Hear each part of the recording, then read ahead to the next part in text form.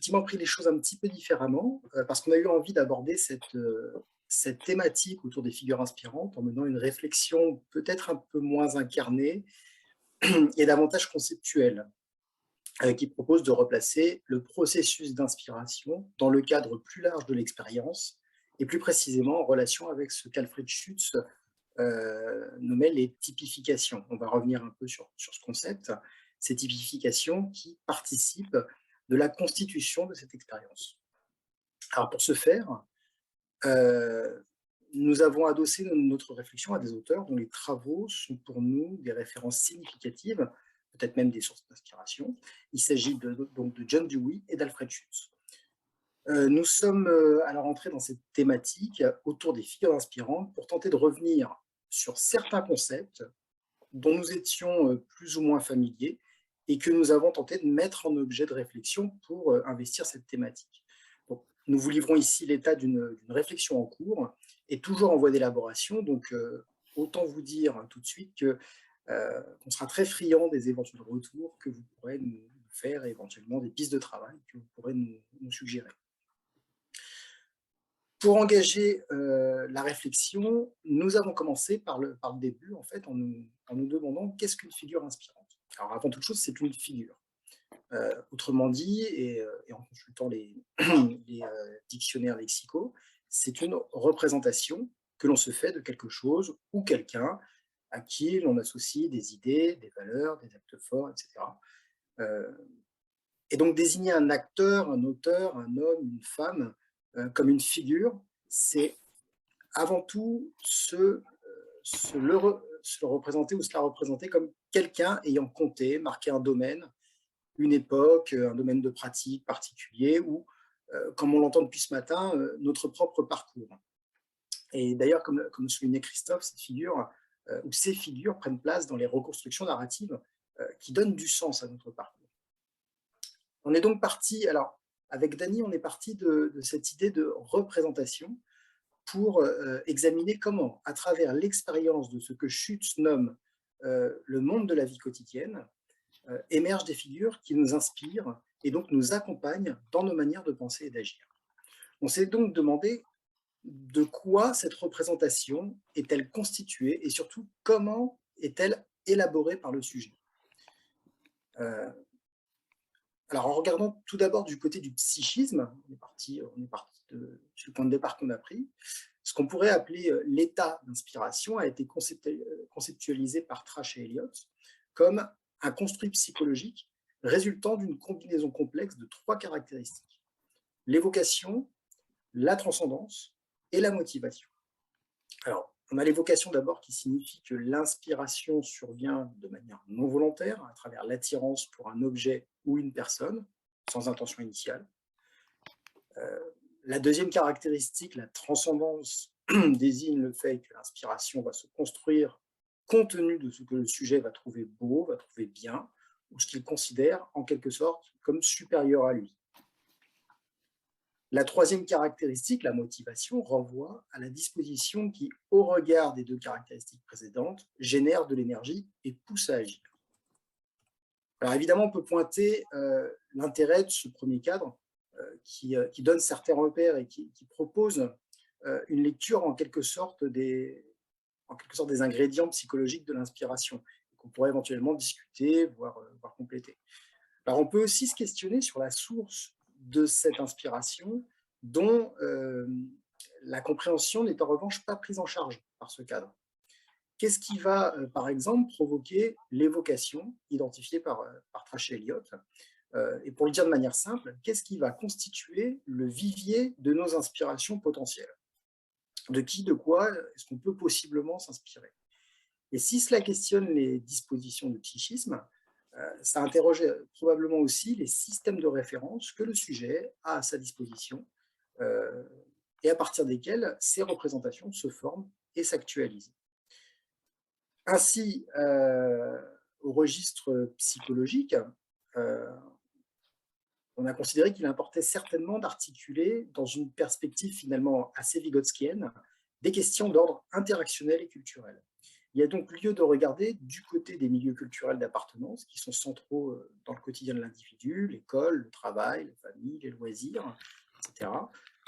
Mais aussi du côté des domaines de pratique moins visibles, bien qu'ils nous mobilisent et participent pleinement de notre construction et dans lesquels on cherche nombre d'inspirations et de repères.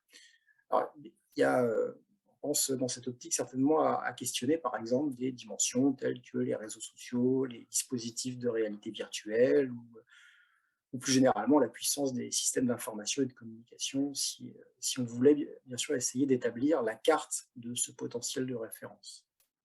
Et du coup, on va pas faire ça, pas là, parce qu'on a que 10 minutes, mais on va retenir surtout ici que l'inspiration ne se résume pas à un processus mental intérieur, elle résulte aussi des relations, on l'a bien vu ce matin, hein, des relations du sujet en interaction avec autrui et avec ses environnements socioculturels, les environnements dans lesquels il évolue. Or, c'est une dimension qui a été largement traitée par Dewey pour nourrir sa conceptualisation de l'expérience, en trait que Dany et moi proposons de mobiliser comme analyseur de ce que l'inspiration fait au sujet. Et pour le dire autrement, nous suivons l'idée que c'est dans l'expérience que vont advenir les sources d'inspiration du sujet, celles qui vont le guider dans sa conduite et ses pensées. Et donc, à l'instar de Dewey, nous suivons cette piste de l'expérience comme étant le résultat, alors toujours provisoire, des dynamiques à l'œuvre entre un sujet, son activité et les significations et constructions de sens qui en résultent. Et pour essayer de résumer un peu rapidement la relation entre ces différentes composantes de l'expérience, on peut considérer, toujours en référence à Dewey, que l'expérience est nécessairement celle d'un sujet, et plus spécifiquement résulte d'une transaction entre un sujet et son environnement, transaction dont les possibles, les ressources, mais aussi les résistances, apparaissent, surviennent ou se formalisent par la médiation de l'activité. L'expérience repose alors sur ce que Dewey nomme des faits signification, et qui résultent de l'activité. Voilà, j'essaie d'être un peu rapide sur des choses qui sont finalement pas toujours très simples, mais ce qu'on va retenir, c'est que la signification, c'est ce qui part du signe et de son interprétation par le sujet et qui est générateur des représentations que j'ai évoquées tout à l'heure, ces représentations du sujet qui lui permettent de faire des liens entre lui, autrui et le monde et d'avancer dans un monde dans lequel il s'oriente et qu'il est relativement capable d'anticiper. Ce dernier ingrédient de l'expérience, la signification, laisse entrevoir la part que peut prendre la figure inspirante. Et nous postulons avec Dany que l'inspiration contribue à activer et à faire évoluer le système de référence du sujet qui oriente ses inclinations, voire les positionnements qu'il adopte et qui se formalisent dans l'expérience. Et donc, pour examiner plus en détail l'opération par laquelle l'inspiration prend concrètement place dans le processus expérientiel, nous proposons une lecture à partir du concept de typification proposé par Alfred Schutz. Et là, je vais passer la parole à mon collègue. Merci Julien. Donc voilà, je vais poursuivre l'exposé de Julien. En fait, nous partons ici du principe que c'est dans l'expérience du monde que le sujet va faire advenir ses sources d'inspiration, celles qui vont le guider dans sa conduite et ou ses pensées. Nous mobilisons ici le concept de typification qu'a développé initialement Alfred Schutz. C'est l'idée que le sujet interprète et agit dans le monde sur la base de connaissances de sens commun formées par l'expérience.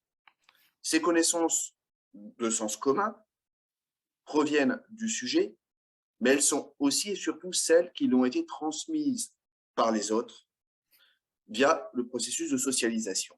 Ces connaissances de sens commun permettent au sujet d'appréhender les personnes, les situations rencontrées et d'agir en conséquence. Pour ce faire, le sujet recherche les éléments qui caractérisent ces personnes, ces situations, et qu'il peut rapporter à un type déjà connu. Ces éléments étant sélectionnés en fonction de son intérêt du moment et de ce qui est pour lui pertinent à prendre en compte, et ce, en lien avec sa situation biographique, en l'occurrence, la position qu'il occupe dans un environnement physique et socioculturel, ainsi que son histoire.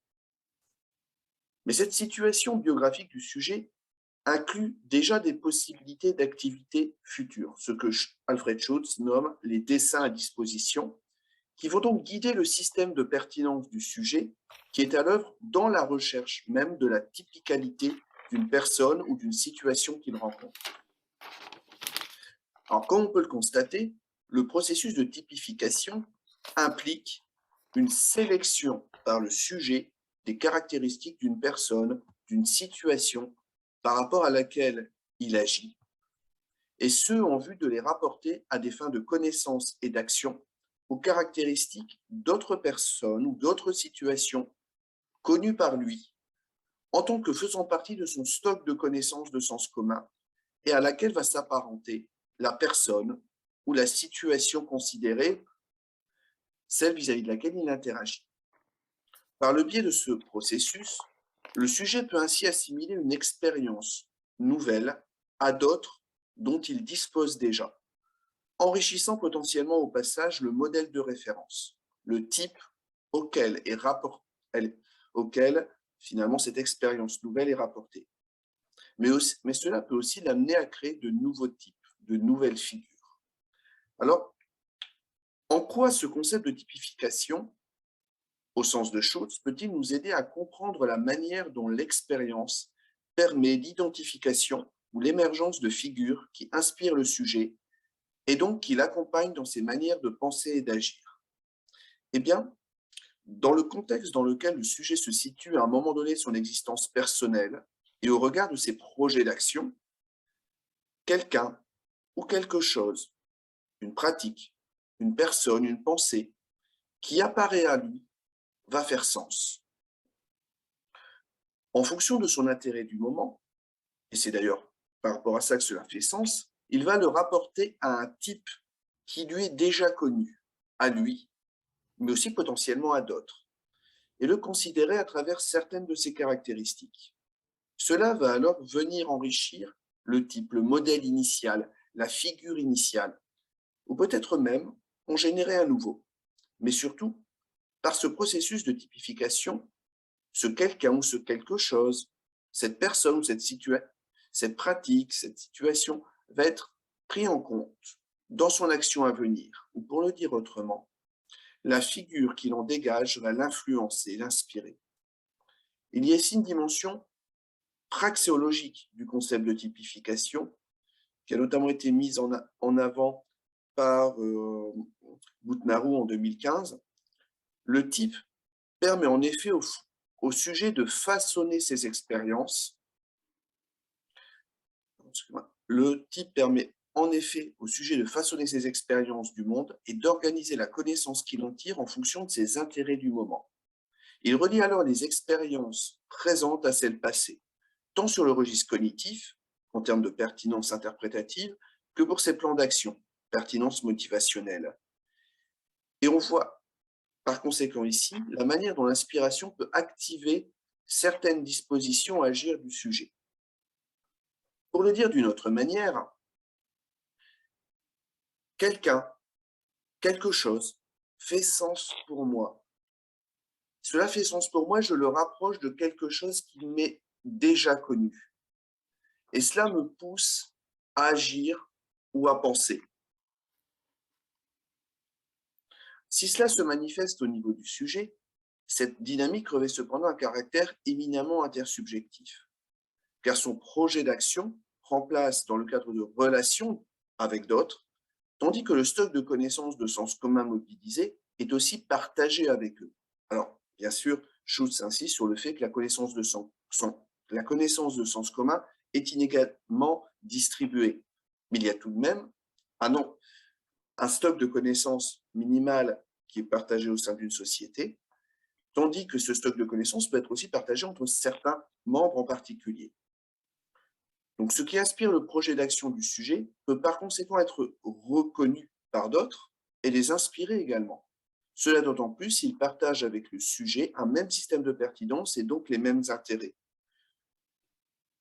Cette personne, cette pratique, cette situation qui fait écho en moi, que j'assimile à quelque chose que je connais déjà, voire qui va devenir une nouvelle figure va me pousser à penser, à agir, mais peut aussi pousser autrui à penser ou agir s'il partage avec moi les mêmes intérêts, le même système de pertinence.